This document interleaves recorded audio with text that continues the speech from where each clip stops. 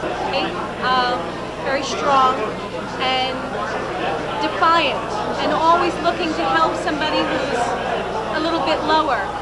The other comic books, Tank Girl, another strong and vibrant character, a woman who knew about her style and liked to do wacky things, the same as myself, being artistic and creative.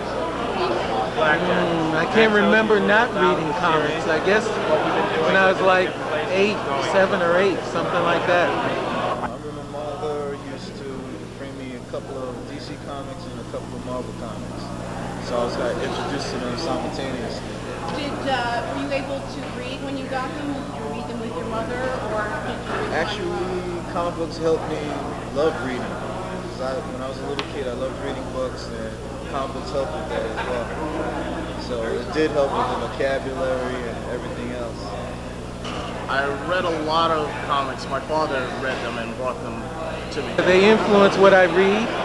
I like science fiction because of comics. They influence my taste in art.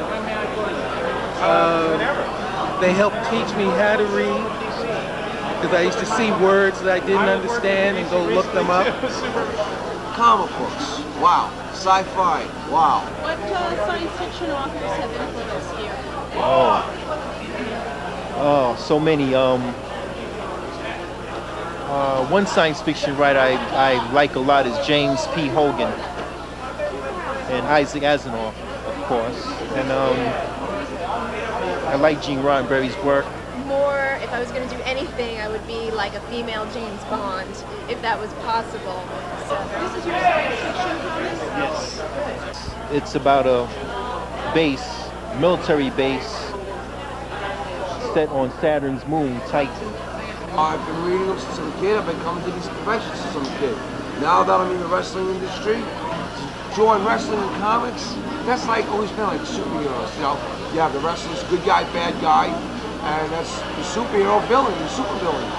And they put us in this comic book, and it's really great, because I'm the bad guy, and Boss Mahoney's the hero, of course, and I really can't stand him in. In a way, when you're looking at a blank page, the way the comic books are divided and tells a story is the same way that I might do a brochure for a bank, or information to help teach children about AIDS or child abuse.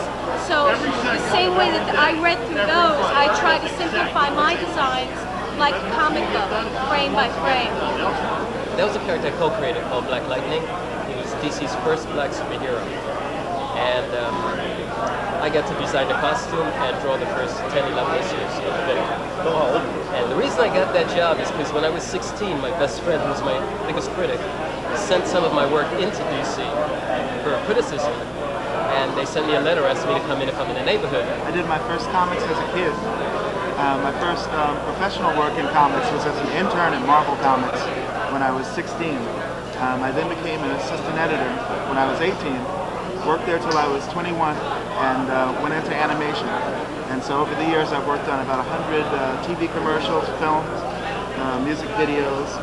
When I arrived from Mexico, I had a portfolio of cartoons, and they saw it, they liked it, and they bought some cartoons about the space effort.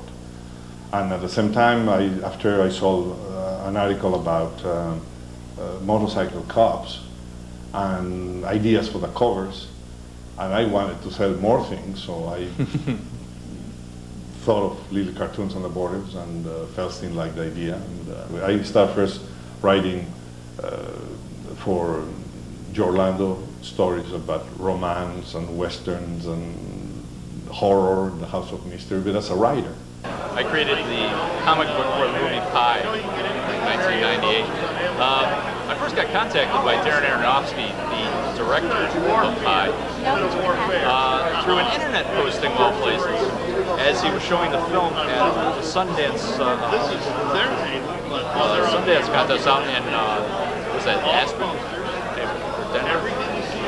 Anyways, he calls me up frantically. We sold the film. We need to make the comic book. The comic book's a go. So basically I've been doing the self-publishing thing on the side while working in animation. The latest thing is this graphic novel from Doubleday, which is the first from a major publisher, and the first graphic novel, the original one from Doubleday. Then we did Sergio Stomp's Star Wars. And now we're in a new project that we're working right now that also Mark is writing, and we'll work together. Yeah. It's called Sergio Kisses Off Kiss. I've worked on such books as Spider-Man, X-Men, and currently Transmetropolitan and Greenland. Yay, Rodney!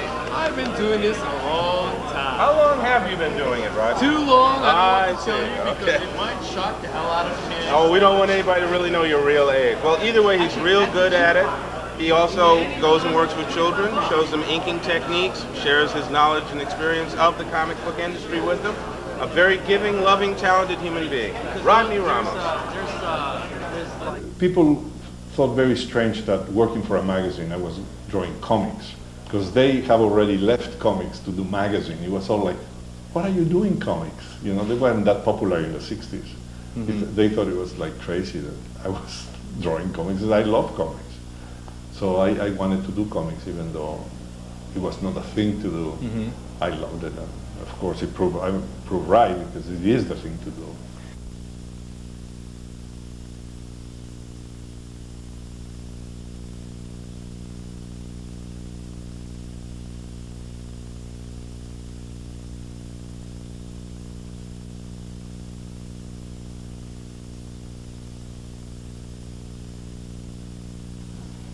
One more time, just for me, okay? Really believe, and you know, communicate like you really love the guy. And go.